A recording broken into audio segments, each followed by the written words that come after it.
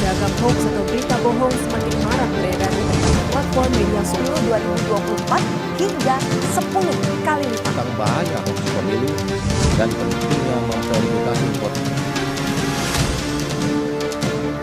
Sosialisasi bahaya berita hoax kali sedikitnya masyarakat akan kesadaran membaca.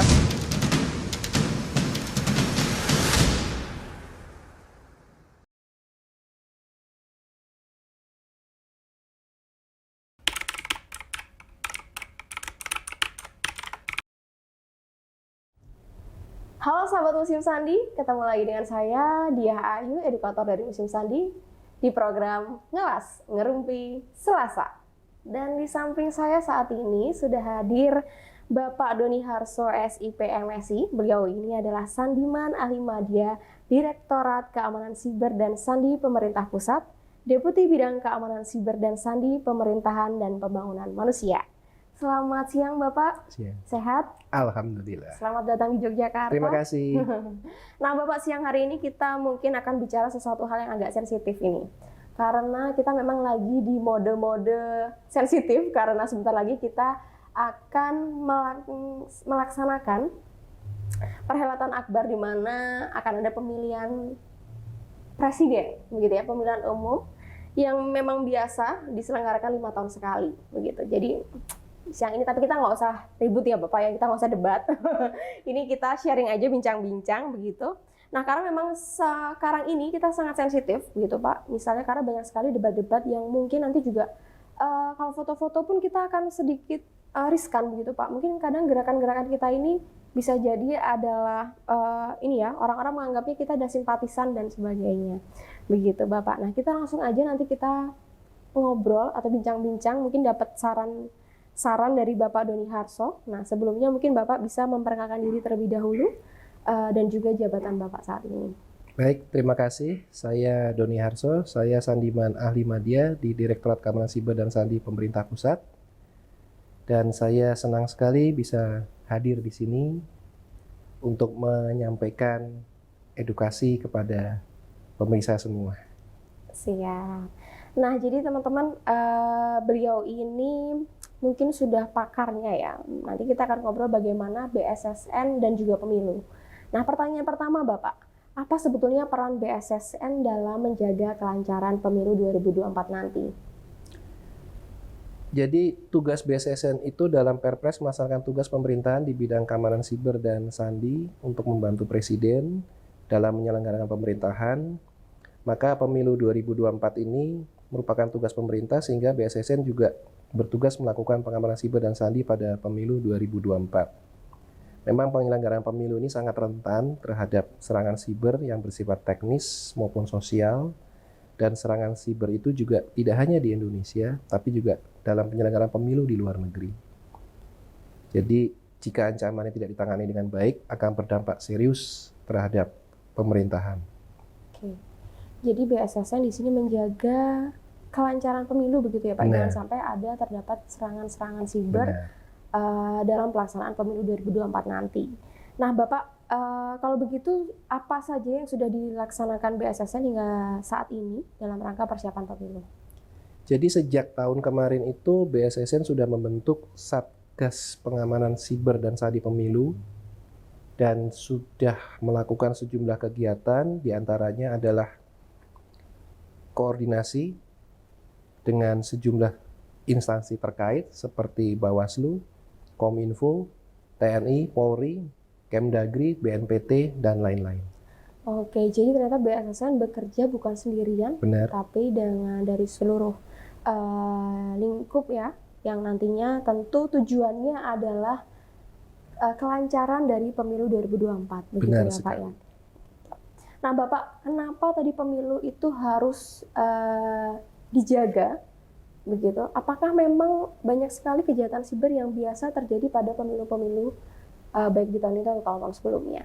Iya, jadi memang di pemilu kali ini beberapa insiden sudah terjadi seperti kebocoran data pada KPU, data sidalih, kemudian ada web defacement pada website KPU, kemudian ada banyak sekali hoaks tentang pemilu.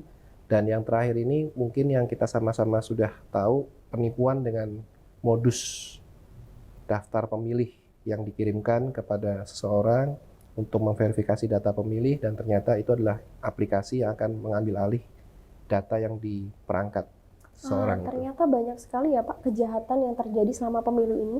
Terlebih tadi kalau Bapak sudah menyebutkan tentang hoax, ternyata memang betul banyak sekali ya hoax-hoax yang bersebaran. Mungkin dalam rangka tadi jangan sampai kita ini juga terpicu akan hoax-hoax tadi Pak, gitu kan ya, satu sama lain saling memanasi begitu. Nah, di sini kita harus bijak, berita mana yang benar begitu ya untuk dapat dipahami secara bersama-sama. Nah, Bapak, selanjutnya nih, kita sebagai masyarakat, apa yang sebetulnya dapat kita lakukan dalam rangka menjaga keamanan di ruang siber menuju pemilu 2024? Mungkin biar kita anak muda ini jangan sampai salah jalan, salah beraktivitas, gitu kan ya. Apalagi kalau kita sering menggunakan gadget nih, Pak. Betul. Nanti takutnya kita ini malah membuat perjalanan pemilu ini tidak aman, begitu Pak ya. Mungkin Bapak bisa memberikan saran. Jadi yang pertama, ketika kita mendapatkan informasi, kita harus pastikan bahwa informasi itu adalah benar. Kebenaran. Itu yang paling utama. Dan sebelum kita share ke orang lain juga, kita harus pastikan dulu bahwa informasi itu adalah benar. Itu yang harus kita lakukan. Pertama kali.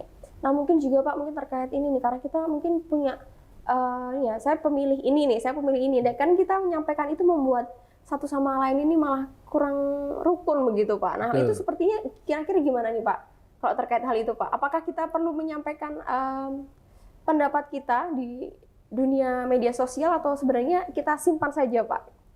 Kalau pendapat itu tidak menimbulkan keributan atau potensi terjadinya silang pendapat, saya pikir tidak masalah. Yang penting kita harus pastikan kita semua sepakat untuk menyelenggarakan pemilu ini sampai tuntas dengan lancar dan aman. Bisa diambil kesimpulan, intinya kita harus benar-benar bisa menyaring. Betul kan ya Pak, mana yang harus kita sampaikan, gitu kan ya, pendapat kita, atau kita simpan sendirian, begitu kan ya Pak ya. Nah Bapak, selanjutnya nih, pertanyaan selanjutnya, bagaimana saran atau ajakan Bapak kepada sahabat Museum Sandi ini sebagai generasi muda untuk dapat bijak dalam beraktivitas di ruang siber? Karena sekarang anak muda ini benar-benar mungkin bisa hampir 24 jam Bapak aktivitasnya itu ada di ruang siber. Dan mungkin kita agak lupa begitu Pak, karena saking asiknya dengan kemudahan-kemudahan yang ada di gadget kita ini, ternyata sebenarnya kita mungkin sudah beraktivitas terlalu jauh begitu ya. Nah mungkin Bapak bisa memberikan saran terkait generasi muda ini. Jadi menurut saya yang penting kita harus menjaga bahwa informasi yang kita dapat itu kita pastikan benar. Tadi sudah saya sampaikan sebelumnya, dan dalam setiap kesempatan juga kita harus selalu cross-check terhadap informasi tersebut. Baik itu dalam diskusi atau ketika kita akan menyebarkan informasi. Dan kita juga harus pahami bahwa jika terjadi perbedaan pendapat itu memang sudah dalam sebuah hal yang wajar. Bagaimana tinggal kita menyikapinya bahwa ini adalah demi keutuhan bangsa dan negara kita, proses demokrasi ini harus berjalan dengan baik. Betul. Demokrasi di ruang siber. Benar. Boleh ya Pak ya, boleh. Tapi memang kita harus waspada, hati-hati, gitu kan ya. Nah Bapak ini, karena Bapak ini sudah kenal sekali dengan Museum Sandi, sudah kenal jauh dan lama begitu Pak. Nah kira-kira Bapak mungkin bisa memberikan masukan kepada Museum Sandi demi Museum Sandi yang lebih baik lagi nanti untuk ke depannya. Baik, jadi karena Museum Sandi ini adalah satu-satunya. Betul. Jadi saya berharap benar-benar menjadi yang terbaik. Tentunya dengan menambah kemasan, menambah barang peraga di museum yang mungkin sekarang ini masih banyak tersebar di luar Museum Sandi, yang bisa menggambarkan secara urut perkembangan persandian, karena persandian itu sudah banyak berkiprah di Indonesia dari sejak kita merdeka dalam beberapa palagan, dalam beberapa event, dan itu mungkin bisa dikumpulkan artefaknya, dibuat dokumentasi tertulis yang dengan kemasan yang begitu menarik, dengan tata ruang yang lebih menarik, sehingga orang datang ke sini begitu terkesan dan juga bisa memberikan semangat bagi generasi muda untuk bergabung bersama kita di persandian. Jadi teman-teman, Museum Sandi sekali lagi adalah museum terkait persandian satu-satunya di Indonesia, bahkan di Asia. Jadi harapan Pak Doni ini semuanya ada di sini ya Pak. Benar. Ya? Dari seluruh penjuru di Indonesia, bahkan di Asia bisa diakomodir di sini. Benar. Sehingga teman-teman berkunjung ke Museum Sandi ini sudah lengkap informasinya, edukasinya.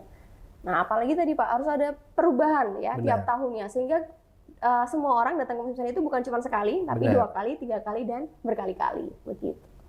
Nah, terima kasih Bapak sudah hadir di Museum Sandi, sudah hadir di Yogyakarta. Semoga kita punya kesempatan lagi untuk bersilaturahmi. Sehat selalu Bapak. Terima kasih. Untuk terakhir mungkin kita bisa salam sahabat Museum Sandi. Oke.